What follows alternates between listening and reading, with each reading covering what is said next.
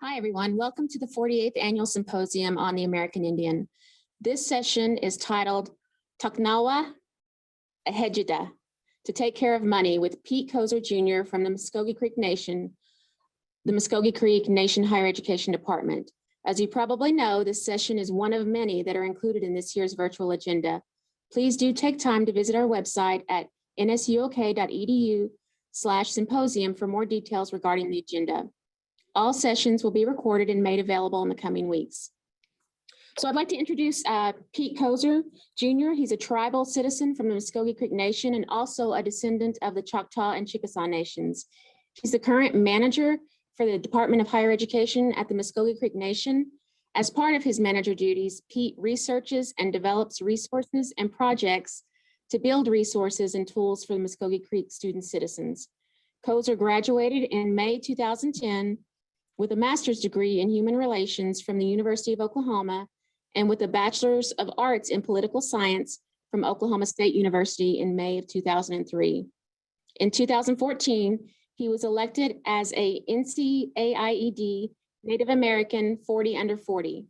Also in 2010, Pete was chosen as one of 12 Native American scholars to the Morris K. Udall and Stuart L. Udall Foundation Native American Congressional Internship Program and interned in the office of U.S. Senator John Tester. Personally, Pete is active in his Muskogee Creek community, a singer with the Redland and YBH drum families, an avid Oklahoma State sports fan, a marathon runner, and enjoys spending time with his family. Pete, we welcome you, and we hope that you all enjoy Pete's session as much as we will. Mado, Shelley. I was looking for somebody else in that very long intro that I provided. So no, it's great. I want to say good morning. Hische Estango, Witkohaji, Mamin Albika Taladego, Chocotako, Estamanai, Mamin Casita Edelwa Estamanai, Moment Getoyas J. My name is Pete Coser Jr., the manager of higher education here at the Muskogee Creek Nation. And today I'm here to talk a little bit about what we do. You know, the intersection between higher education and financial literacy and like that. So before we get too far into this, let me share my screen. And here we go. All right. So let me see. Here we go. All right. Again, just want to say Mado Wedon to my friends and folks over there at the Center for Tribal Studies and at Northeastern. It's always great to be a part of the community.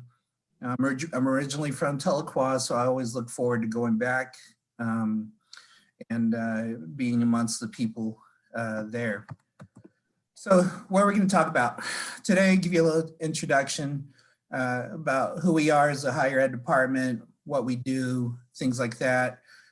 Talk about financial literacy, historical communal look, and its ties within the higher education setting. And then kind of what we do to help remedy some of those concerns and things like that. And then we'll hang it up for the day. So feel free to drop any questions or anything like that. And here we go. So who and what is the Department of Higher Education here at the Creek Nation? We're a department that is committed to providing supplemental financial assistance and opportunities to the student citizens of the Muskogee Creek Nation through tribal grants and awards. Our student and culturally centered approach to assistance and student outreach will contribute to the sustainability and progress of the Muskogee Creek Nation. That's our mission statement, pretty straightforward. Staff, we have 10 total, kind of broken down from there from our receptionist all the way to my position. And I believe we've been in existence for just over 30 years, 30, 40 years. So I want to say late 70s, early 80s. And this is our service model. As we were developing this as a department, we were looking ways to put a structure to our service model, the way we work with students. So as a part of this development of our department, we really sat down and took the layout of our ceremonial and church places. So if this looks familiar for some of you, this is where you would normally see the layout of the ceremonial ground. And right here is the fire where you would see it. And the fires, everything is the center of the location and its importance in the respect that goes into the fire. The way we see and work with students is that they're the center of what we do. So we provide different services, and this is how we work with students. So I don't want to get too far into this because this model could be a whole conversation on its own. But that's something that I'd be happy to share with folks later on. So financial literacy, historical communal look. What is financial literacy? When you talk to folks, whether it's face-to-face, hanging out over Zoom, whatever it is, the conversation about finances tends to be, oh yeah, if you just save money, if you just do this, if you do X, Y, and Z, financial literacy is that. But it's a little bit more of a science. It's a little bit more broken down. Whenever we were working on this project for today's presentation, I came from the Brown School of Social Work at Washington University in St. Louis.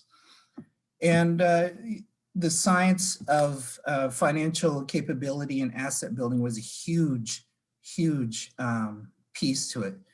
And we'll talk about a little bit more as I'll sprinkle it in more. But going back to financial literacy, it's one of those things where people can make informed judgments, effective decisions, managing the personal and household finances. Pretty straightforward, nothing complicated there. But what about asset building? How do we start building for the future, for retirement, for postgraduate work, for that career after we graduate with a bachelor's, master's, or doctoral degree? So there's different ways that asset building can be defined. Typically, people define it as financial and tangible, savings, home, land, business, financial investments. Folks can also think about in terms of investments like 529 college savings plans or 401k plans for retirement. Those are just real basic tools and programs that are available, that they can give you an example of what asset building is. So why is it important? It's one of those things that as we think about long-term and emergencies and, the things that people often run into, how do we answer those? How are we going to be taken care of? This time last year, a lot of us didn't expect the impact of the COVID virus, how it would shut everything down. If you're a basketball fan like myself, you're ready to watch the Thunder play on March 11th. I believe it was against Utah, and all of a sudden the game gets canceled. So how do families answer to that? What investments are out there? What are ways to help avoid these pitfalls where what are ways to have things like basic income and consumption. Asset holding creates material conditions, things like that. And one of the things I want to communicate is that this presentation is not necessarily a silver bullet, a end all answer, and go out and feel good and do something. If anything that COVID shows us is how volatile and temporary and finite resources can be. So this at least provides some answers and maybe some ideas and strategies and practices for the future, especially while we are figuring our way through COVID. But together, financial literacy and asset building is financial capability, ability to act, manage household budgets with confidence, inclusion, access to beneficial financial services and products, the 401k and the 529 plans that I had mentioned. And then, that creates a well-being for the long term. But, that's all great, and that's a general conversation folks tend to have, but what does it mean for tribal communities, for Indian people, for Native people?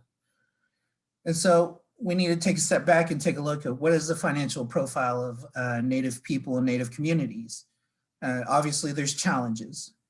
Native folks have the highest financial distress found in poorest areas. It doesn't take that it doesn't take that long of a Google search to find where our friends and relatives, they might live in areas that have high unemployment, low opportunity, and things like that. Native women, especially with children, have the highest rates of poverty. So the impact on women is definitely there in terms of financial concepts and economic socialization. As we talk about asset building as a community, we'll dive into, yes, it's intergenerational poverty, but yes, it was also intentional. And we'll take a look at that here shortly. Less likely to have emergency savings for educational expenses, and plans for retirement. Again, that goes to the concepts that goes back to the availability and opportunities of these programs for our Native folks in these communities. However, there are a lot of positives. I don't want this to be a total conversation on what should be done and whatever else. There's a lot of great positives, and there's a lot of things that Native folks have done to that have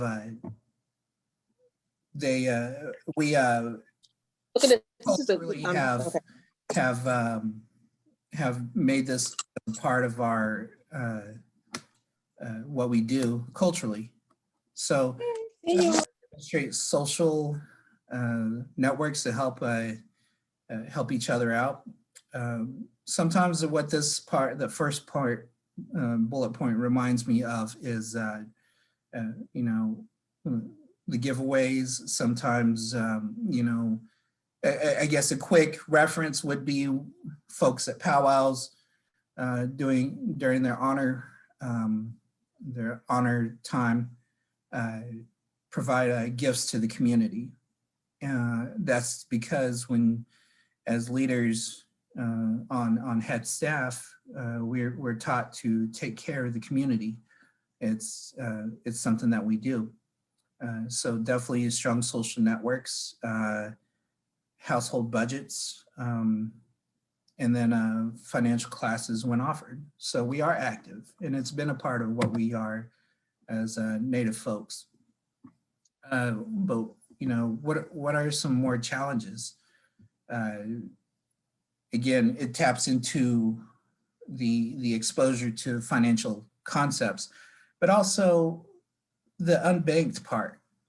And I found this particularly interesting because, as we talk about things like, savings and banking accounts, there still is a distrust of financial institutions. And this is for Native communities and families. This is something that's kind of shared experience with our friends and relatives from the Black and Latino communities as well, the distrust of banking institutions. And, part of, when we break that down, part of it is that, the things are there, pretty straightforward, not enough money for the account, but particularly experiences with banking institutions. In terms of our Native relatives and friends, when we walk into a banking institution, they're predominantly white, and depending on the person's experience, either dealing with racism or lack of outreach by the institution, can turn away Native customers, Native clients, and the opportunities that come with banking institutions. So historically, there is that disconnect there. Underbanked people tend to seek expensive services, pawn shops, tax refund-based loans, prepaid debit cards. While those may be accessible, it's one of those things that we also need to build an awareness for our folks that, hey, when it comes to prepaid debit cards, maybe that's not a good idea because due to the accumulation of fees, so you actually end up paying more out of those prepaid debit cards. Or the tax fund based loans, H&R Blocks, Jackson Hewitt, these tax, the places that do your taxes for you, the loans that they offer might not be ideal. And then as far as like the pawn shops, it's something interesting. Being on the powwow trail, you kind of know where the pawn shops will be for when folks need to sell their blankets, their Pendleton blankets, or artwork. So that right there, as far as like the hustle of that family that needs payment or money to help with keeping the lights on, or keeping food on the table, or putting gas in their car as they go to their job the next day. I mean, there's a lot of things behind it of those actions. And what does it relate to students? Students who come, Native students we've experienced and worked with, the Creek students that we often help out through our department need further assistance with banking. And we'll show some ways our department is trying to remedy, again, some of those concerns. So the historical overview and financial capability and asset building. Again, these attitudes in the interactions and in the distrust and things like that, a lot of this was intentional. It wasn't just because so-and-so did something and we're not going to go bank there. No, there's a profound history there that we have to recognize, in that we have to address us as professionals. How did we get here? Federal Indian policy stripped assets, being that we're presenting and sharing space with Cherokee Nation through NSU. We take a look at the Marshall Trilogy that involved the Cherokee Nation, sovereignty, and things that came with it that ultimately laid the groundwork for tribal nation sovereignty throughout the history. So what did the Johnson case create? Established the discovery doctrine, rights to land acquired through purchase, conquest, and warfare. So immediately, the Aboriginal title was conditional, and according to the Supreme Court case, this is where they said the conquesting nation had these kind of rights to the land, again, through purchase, conquest, or warfare. Tribal nations in the eyes of the federal government and the US Constitution were immediately given the short end of the stick. That's something to keep in mind, because as we talk about Cherokee Nation v. Georgia, this is where we talk about the guardianship of tribes to the government. So in terms of guardianship, they can define what purchased or how much money can be given in exchange for land and resources, conquest, warfare, things like that. They can define those. And then Worcester showed what kind of limited protection that tribes have over assets. I think we kind of saw that through the McGirt case and protection of criminal jurisdiction. We're talking about cases that in terms of current day, they're almost 200 years old, but they're still the groundwork of how tribes work with the nation. And then when we look at the next one, Lone Wolf v. Hitchcock, it reaffirmed what was laid out in the Cherokee case, but also said that US Congress had the inherent authority to avoid treaties with tribes, often referred to as plenary power.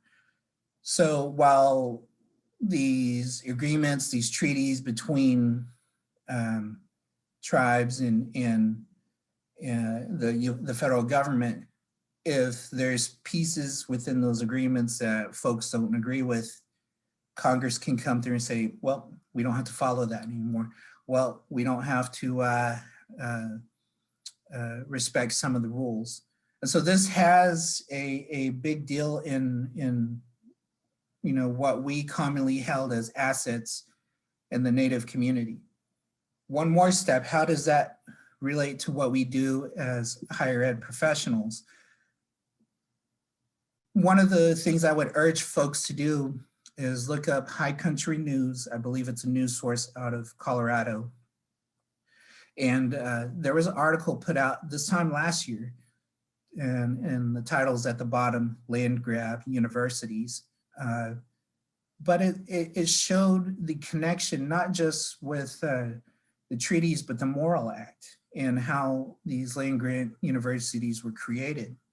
So as we talk about, these institutions that have been created in different areas of the country, they had to get that land from somewhere. And, as the journalists did some digging, they came across that 11 million acres of tribal lands were set aside for higher education institutions. The United States paid less than $400,000 for these lands. So that's pretty, it'll start connecting the dots. And then those of us who advocate for our Native students, this is where we stress and advocate that universities and institutions should take the step beyond of land recognition and acknowledgement and invest in Native students, because the tribal lands that they sat on were paid for pennies on a dollar. All right. So this is what it looks like. It's very small. Again, I would urge folks to really dive into this article, because then they start breaking down individual institutions on how their land grant universities were set up.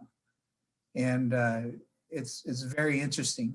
And you think in terms of Oklahoma, NSU has a rich history of being initially being a seminary for Cherokee women. or Bacone College. But then you take another step and you look at an institution like Oklahoma State, where before Oklahoma became what it is now, that was originally Creek and Seminole land. And due to the things like the Dawes Act and the allotments and further breakdown of Creek and Seminole jurisdiction, that land was broken down into the current jurisdiction today. And where OSU sits now is originally Creek Nation, Seminole Nation land. So that's very important to remember, and that's very important to show that, you know, these institutions had to get the land from somewhere, and how they got it is, you know, pretty interesting, and needs to be a part of that discussion as we develop resources and opportunities for Native students within institutions. So how do we define financial education, literacy capability among our tribal folks, Native people as a whole, or Muskogee Creek people? You know, there's different, it starts with the name. You know, if you think about when you apply to school or you apply to FAFSA, you know, one of the things that is often right off the bat, you know, identify as, you know, you'll see some selections, you know, American Indian, Native American, or, you know, whatever the selection box is. But we know what the labels and definitions are there. Pretty straightforward: state or federal recognized, blood quantum, certificate or CDIB, citizenship. And then as we break it down to the individual people, you know, we have our tribal name, I guess more English, I guess you could say, you know, Navajo, Ojibwe, Chippewa, or us, Muskogee Creek, or Iroquois Confederacy. But the language and communal names are heavily important.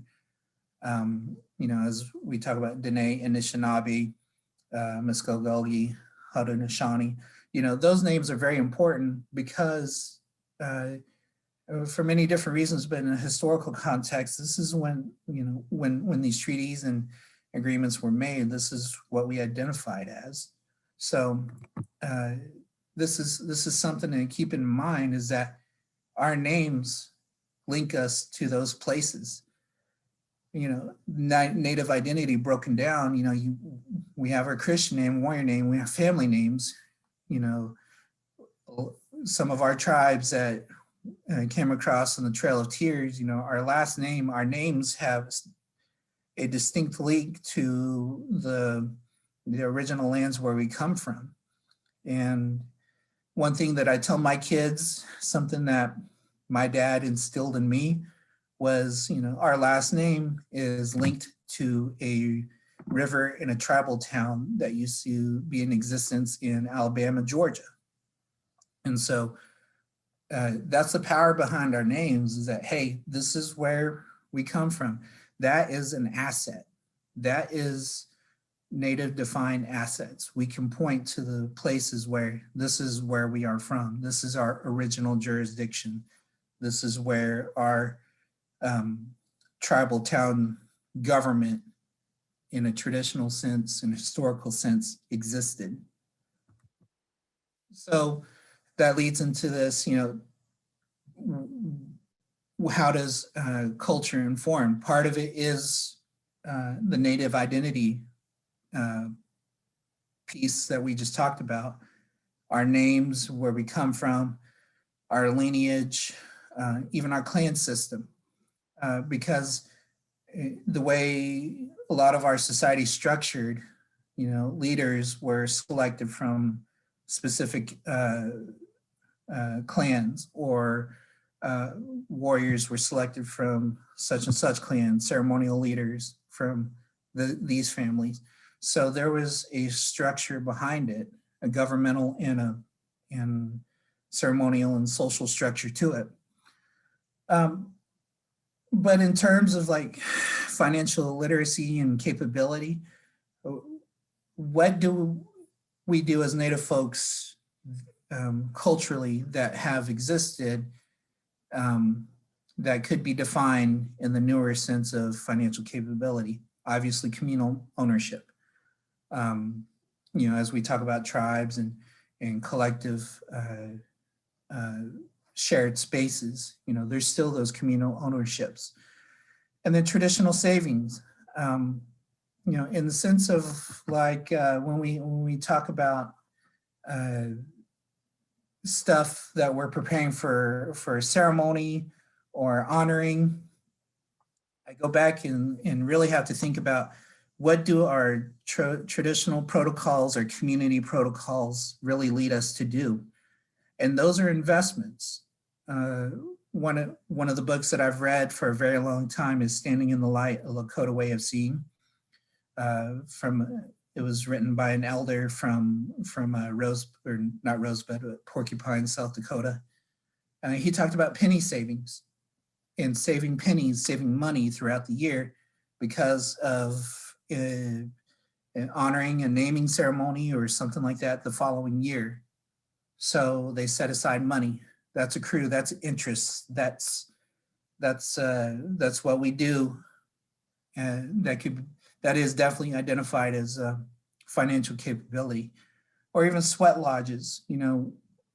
I spoke to my Ojibwe bro from up north, and he broke it down. Sweat lodges, how do you select land? How do you bless? How do you cut wood? How do you collect the grandpa rocks for the ceremony? How do you accrue all these things just for a ceremony that might be 6, 8, 10 months down the future?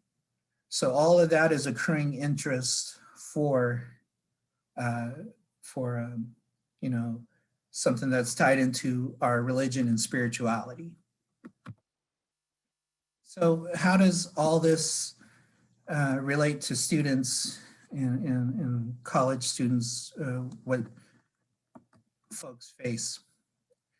I was talking to my staff not too long ago, and it was a great reminder of the struggles Native students in high school face. There's still many stories of Native students encountering, racism, prejudice, attitudes, and also the perceived notion of, oh, you can't, college isn't for you. You shouldn't go to college. Don't waste your time completing FAFSA. You shouldn't do X, Y, and Z. That's still an occurrence for our Native students, and those kind of attitudes can lead for our young folks to not complete high school or receive the services they may receive may not be adequate. And so that's something that we still understand as a department. And there's some ways, again, I'll show you how we try and remedy some of those concerns that we have. Low retention rates, inadequate academic preparation. Move on down the list.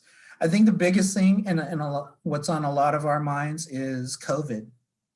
How has COVID impacted our education system, but even so, Native students, the mental health aspect. When I work with the Center for Tribal Studies there at NSU or the Center for Sovereign Nations at OSU, I ask them, what are students really hoping for, or what are they struggling with, and things like that. Part of it has been the isolation. Having to stay in dorm rooms, not much person-to-person interaction. So this has been an issue on mental health. And, I think all of us educators across the board are trying to find ways to help remedy and support our students. But when you read narratives on social media that, students are struggling with depression, anxiety, in some cases with suicidal ideation and challenges like that, that's a major concern. So it's all hands on deck. Other concerns tend to be academic, the interactions with professors, institution. One of the things that we often run into, students giving us feedback on, is how institutions have not relaxed deadlines on payments. All of these things considered, the mental health, the academic, and the institutional, can really hurt students at the institutional level. So something is, before COVID, meeting those payment deadlines are extremely tough.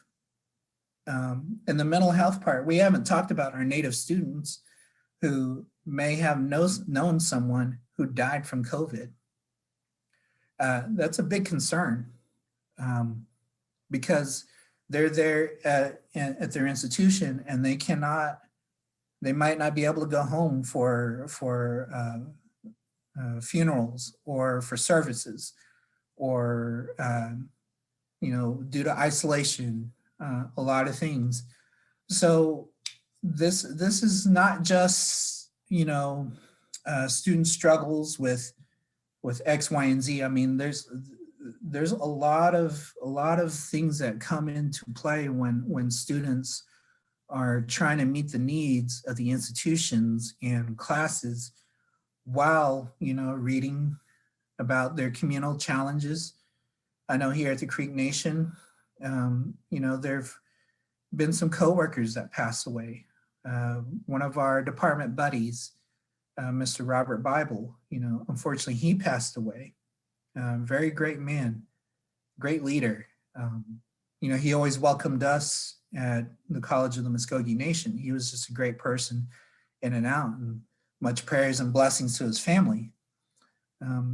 But as students and people who hear about mentors and language speakers and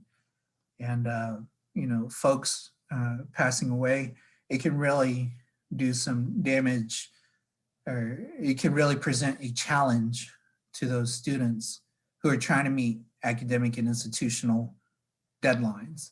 So, that's something we try to in some ways remedy, do what we can as a department. And this goes back to Native student needs. This is something I'm really appreciative of, the work Sarah Barnett and Shelley Dreadfulwater and folks are doing, providing that cultural space, faculty and staff support and advocacy.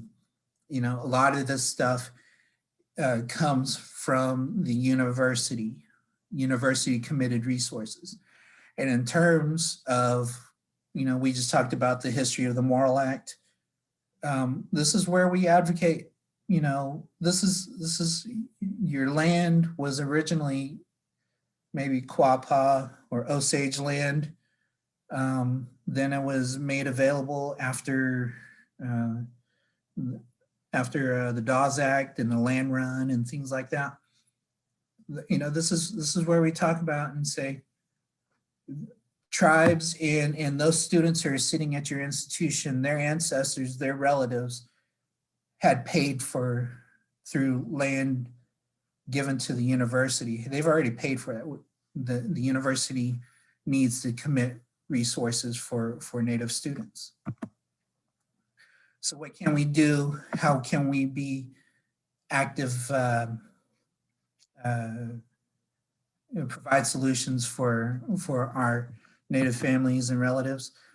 Well, here's what we're doing at higher education. We're a supplemental funding resource. that one is becoming a little bit of a concern. In speaking with our friends at a scholarship organization, according to their review of the student cohort in their scholarship organization, many of their scholars use their supplemental tribal resources as a primary resource. Now, anyone in tribal higher ed, supplemental funding, we work hard. We take pride in what we do. But we'll do what we do. But as we continuously hear about state budget cuts to higher education, COVID related or not, things like that, the funding resources that we all provide, whether it's Creek Nation, Cherokee Nation, Chickasaw, Choctaw, that it becomes much more important. So that's more of a reflection on external circumstances that are affecting our students now. Secondary role, what we do, build awareness, additional resources and opportunities. The goals, always improve roles in payment distribution. That's a challenge, and I'll get to that here in a few. But one way that we've done, one way we've tried to help with distribution of supplemental grants and scholarships is through our bank and debit card system, so that their funding is on secure systems. These are some of the ways that we've helped students out, so that when money is transferred from the nation to the student, it's in a secure place. One of the things that's come out of COVID is that folks in a general sense are being affected by identity theft and things like that. So it's much more important for students to not just monitor their school expenses, but their personal expenses as well.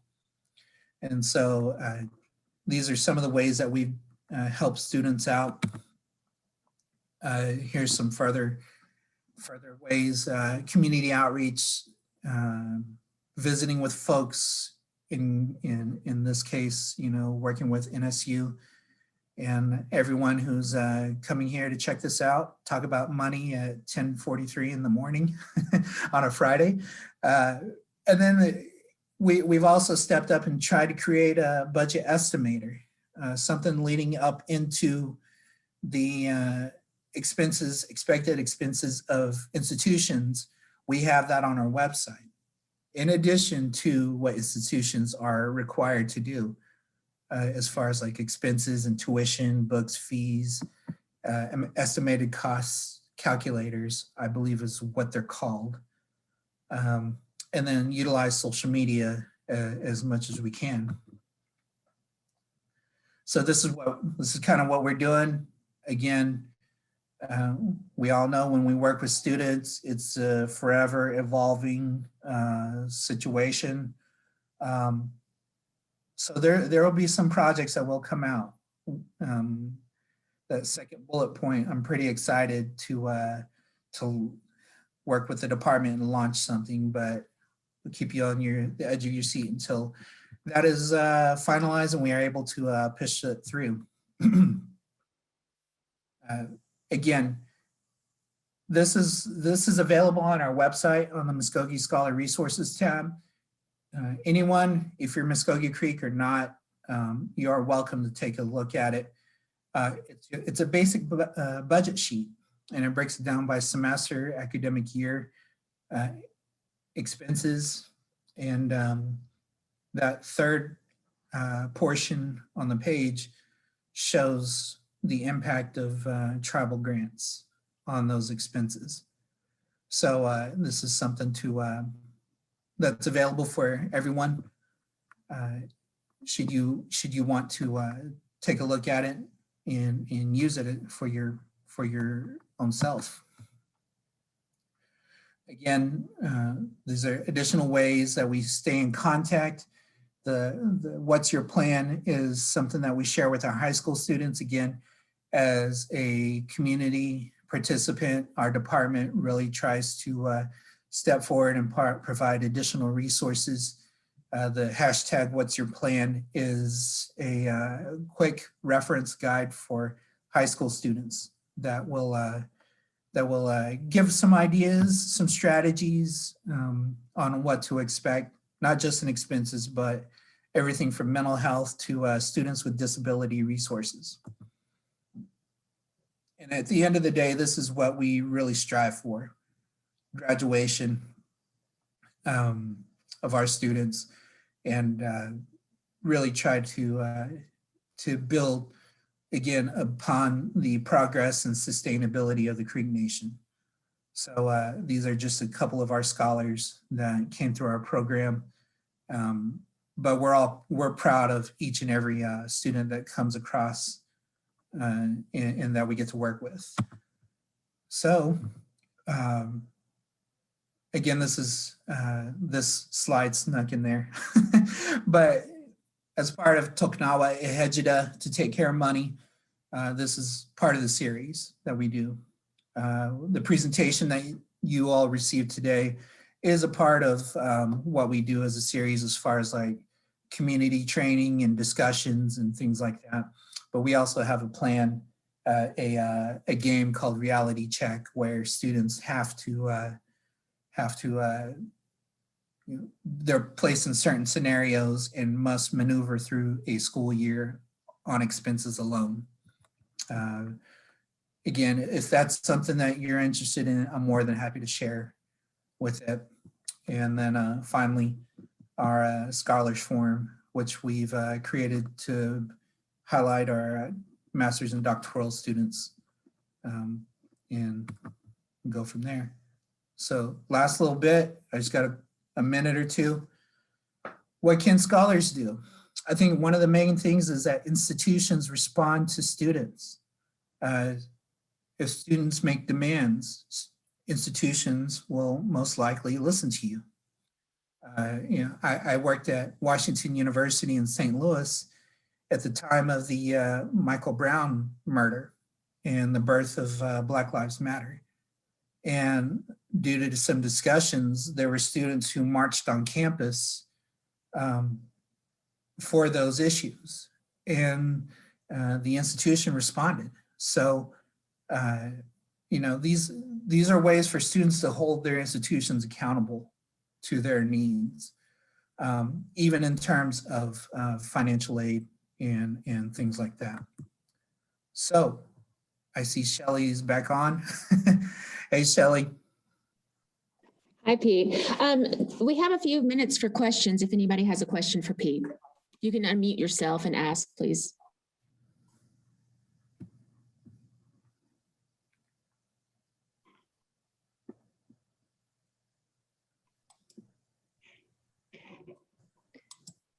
No questions for Pete? That just means you're that good, Pete.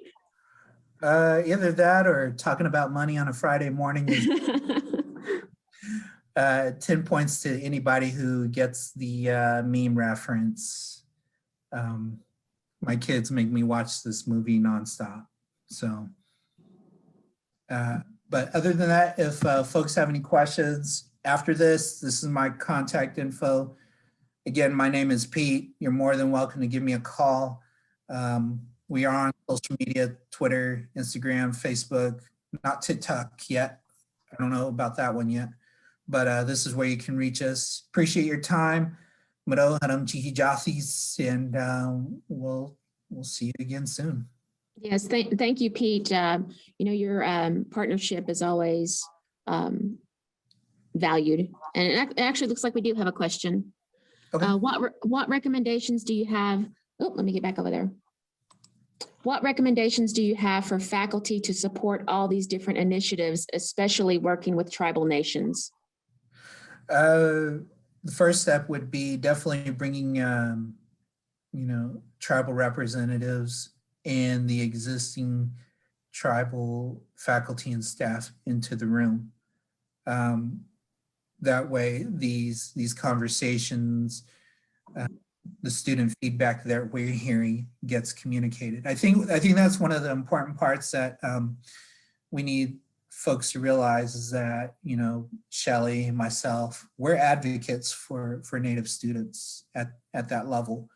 And if we can, you know, bring their stories, their narratives, or if the students themselves can bring their narratives and stories, you know, it helps shape policies and decisions for Native students. So for things like, you know, students may need, you know, extra help or time, or university needs to commit more funding for Native students to help avoid late fees and avoid transcript submissions and things like that. You know, this would, bringing folks into the room to have this kind of dialogue would definitely help. That would be the first step. Obviously, the second step would be policy shifts and recommendations. The third step would be the practices and selection of additional Native staff and faculty, and then space and meeting the Native student needs. Yeah, thank you, Pete. Like I was saying before, you know, we always appreciate your participation, and we appreciate your partnership, you know, working with the Muscogee Creek Nation. You know, all of the services and programs that you all provide, they benefit the students so much, and we appreciate you. We appreciate everybody who's joined us virtually today. Please just take a moment to complete the poll that you see pop up on your screen and tell us about the session. Also, we ask that you take a moment to follow the link that's in the chat box to access the session evaluation. We use this feedback to continuously improve the symposium each year, so it's very important that we value your feedback on these sessions. Pete has shared his contact information, so I'm assuming that he invites everyone to reach out to him if you have any additional questions after the session. Sounds good. All right, thank you all. You all have a good day. All right, Mado, thank you. See you soon.